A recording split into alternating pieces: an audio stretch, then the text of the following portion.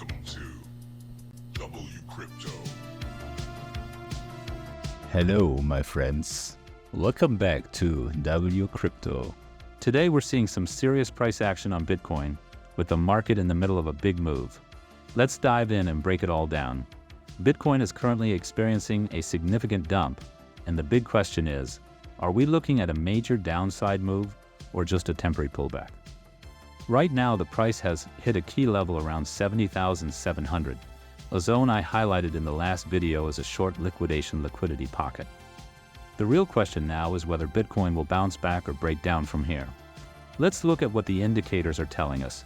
We've got a 12-hour red dot paired with money flow crossing into the red on lower time frames like the 1 hour and 45-minute charts. This signal played a big role in the current move down, and it's one to keep an eye on. Money flow has crossed into the red, which could mean more downside to come. The 1 hour money flow has been declining, and on the daily chart, we're also on the verge of printing a red dot. If that daily red dot confirms, we could be in for a more extended move to the downside, especially if Bitcoin doesn't recover quickly from the 70,500 level. On the 3-day liquidity heat map, the next major liquidity pocket is sitting around 69,500. This level could act as a magnet if we don't see a strong recovery soon. So keep that one on your radar. It's a crucial support level that could come into play. Now let's talk about possible scenarios for the short and long term. Bullish scenario. If Bitcoin can hold its current levels and bounce, we might still have a chance to see new highs as we head into the first weeks of November. Given the strength we've seen lately, a solid bounce from here could lead to another leg up. Bearish scenario. On the flip side, if we lose the current level and break below the value area high, Bitcoin could trend down toward lower support levels around 67,500. Losing these levels could set us up for a deeper correction, so we'll need to watch closely for signs of support. Lower highs.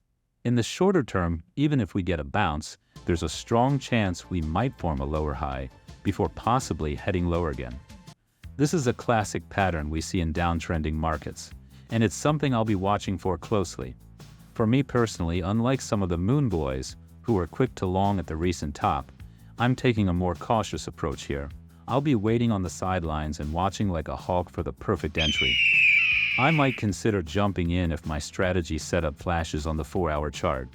But until then, I'm sticking to my plan. And remember, I'm keeping all of you updated with my trades, setups, and thoughts in our free community Discord. The link is in the pinned comment, so make sure to join us if you haven't already. Our community is growing, and it's a great place to share insights and keep up with these fast-moving markets. So, if you're finding this content helpful, don't forget to like, subscribe, and hit that notification bell. We're tracking Bitcoin's every move, and you don't want to miss the next update. Thanks for tuning in, and let's see where Bitcoin goes from here. And see you in the next one.